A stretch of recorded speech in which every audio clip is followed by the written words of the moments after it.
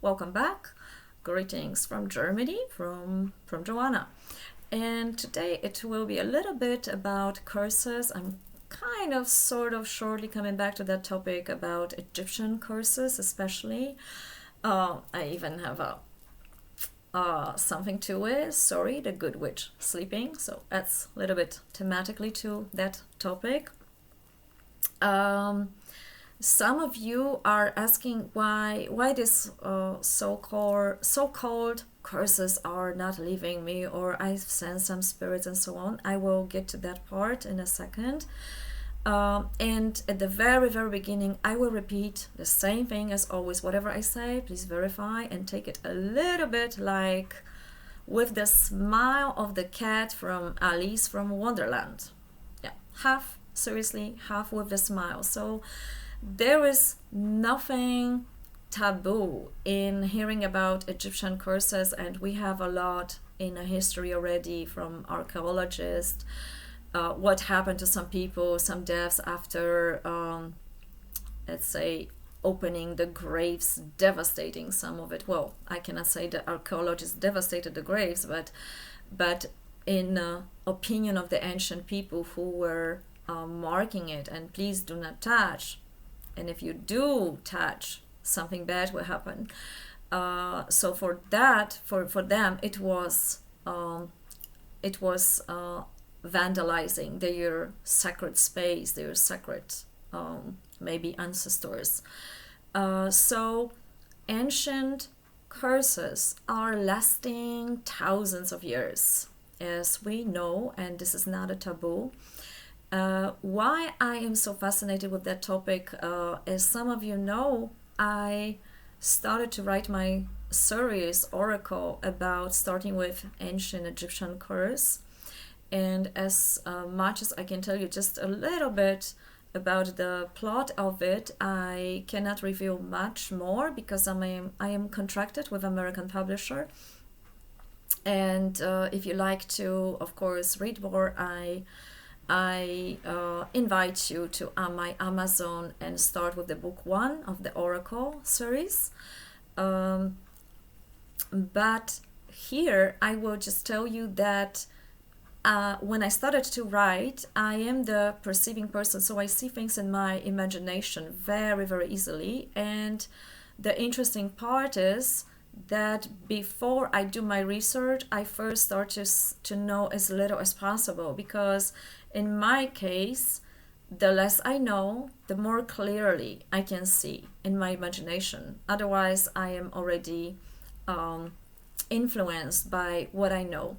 And after that, for rewriting, then I'm doing my edition, and then I'm Googling, then I'm checking, then I'm coming back to the books about it. And I like to also see which parts of what I saw are agreeing with what some of the historians said, wrote about it, and which parts fit. Some of it, what I saw, I didn't find in the sources. Of course, I can recommend you the Egyptian Book of the Dead. That's the one, number 1. And I didn't read it. I just cruised kind of through it. So if you have a chance to get to that one, that's probably interesting lecture.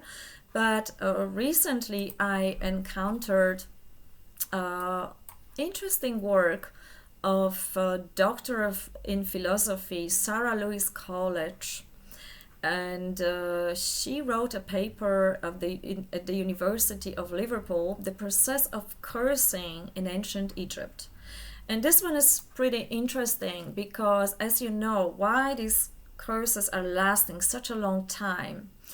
You know very well from these scripts that it was a specific incantation, it was written, it was a picture, it was a lot of symbolism, it was a number of people who were performing rituals there.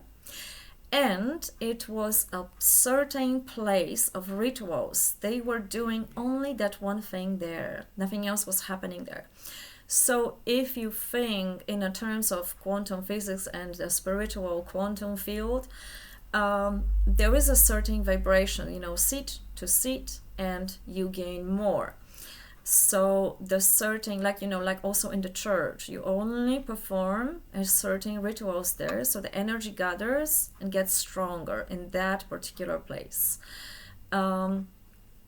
to all that, there was something typical, like a normal, let's say paranormal, or witch, or some other cultures are doing. So everything is based on intention, feeling, and the words matter. And only by feeling, accessing those three factors, the spell or the curse may work. And it's far easier for people to curse someone or use sort of wrong wishing than to bless someone, because we are very easily provoked by what's happening with our reaction, and a lot of times it's easier. It really takes great attention to be not provoked. And every time you get provoked, because it's human, it's going to happen. We are having human reactions and we emanate this. So it's very good to neutralize this after you leave the hot discussion or so on. But this is not so harmful as conscious wrongdoing, wrong wishing to someone else. And take just this a little bit of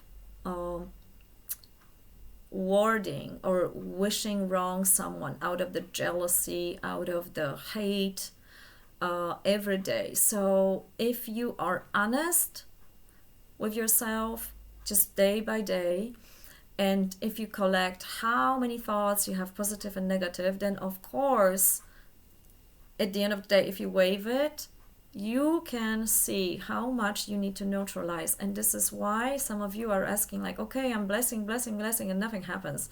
I'm still having the situation. Or as some of you wrote me about some sort of weird energies are present in your space.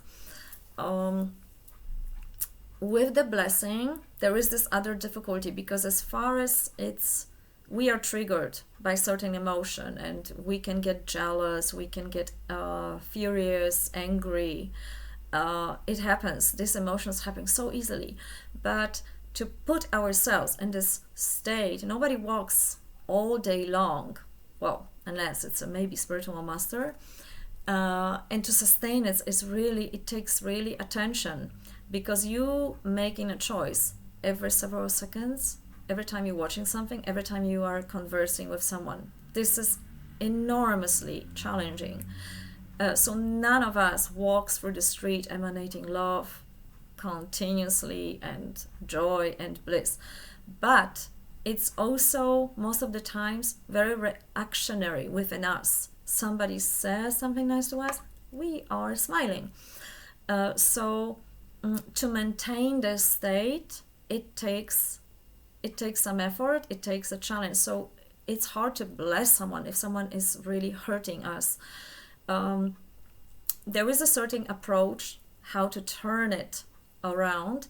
So if we understand why some situation happened to us, it's again this mirroring.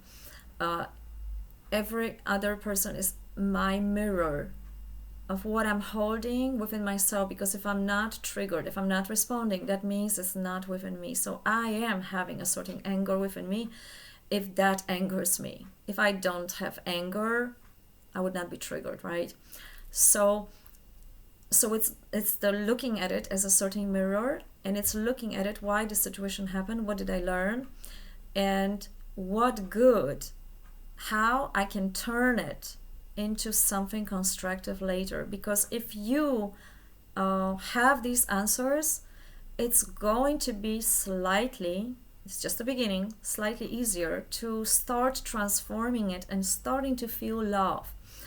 I get that from your messages, and this is fantastic. Someone said something really, really great, how it's happening in a normal life. So somebody said, well, yeah, I forgave that, and this is a line, of course, I forgave him, her, this stupid, blah, blah, blah. And that, of course, means you didn't forget anything. But we are not conscious. We think we forgave someone or forgotten about something, but it's really not that simple, because it takes this extra spiritual or psychological work of understanding. If we do not understand something, there is no conclusion we can make. There is no conclusion, there is no change. And this is why these difficulties, and it sounds so simple, just keep blessing, just keep emanating love. So I hope I clarify that a little bit, how we can slowly, step by step, get there, and what it takes. It's not that simple, right?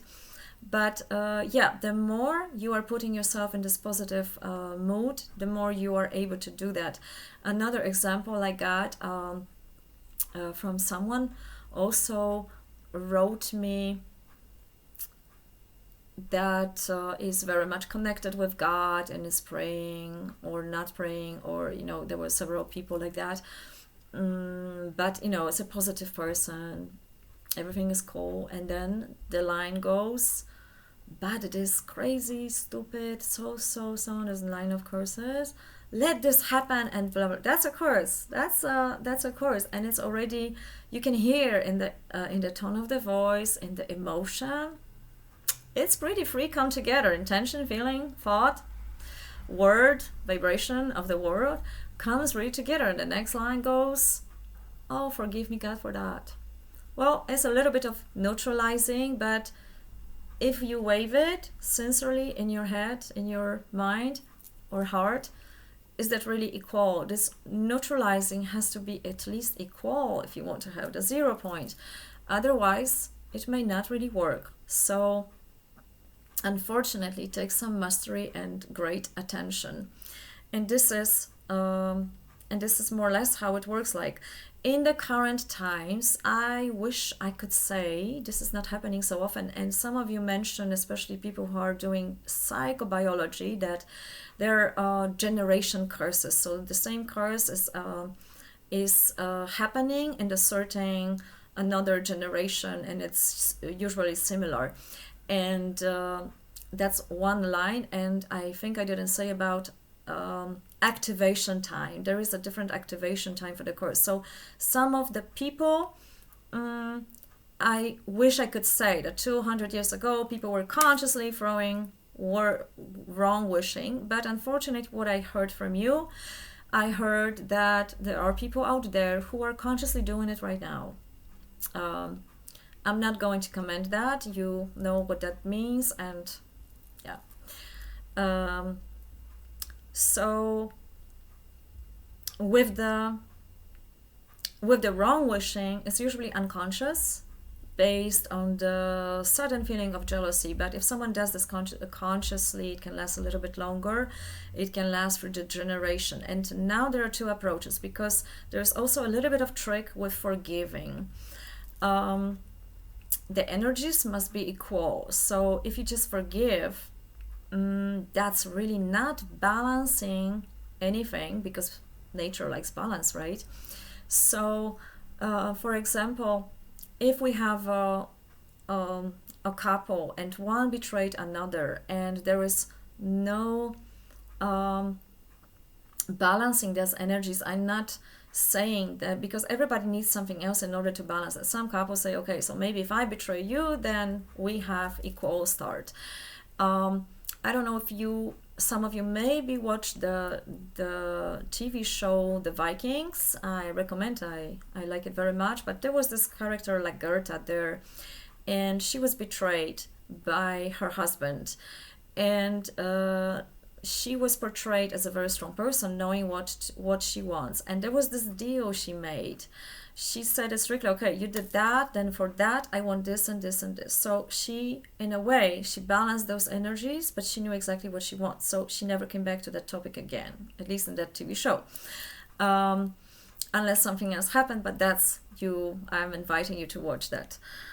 So with the curses, it has to be also a certain balance. So if something was moved, there is a sort of law of cause and effect there. If you have in this ancient curses incantation, do not remove, because if you remove, then something like this. It's written very nice language, and some of it is even in that work of the process of cursing I mentioned to you. Then it works a little like a consequence. So we know that a number of people died and with not paying attention to those writings. But if someone survived, I don't know because I didn't find those sources, but maybe you know. If you know, let me know about it. If you read the incantation, what will happen to you in case you do something? What is the price for doing something? You have also the idea how you could reverse, if you believe it, how you could reverse that. What shall be done in order to? Okay, so this was just a little bit about the courses, taking them off a little bit more, and this example about the ancient Egyptian ones, the strongest ones.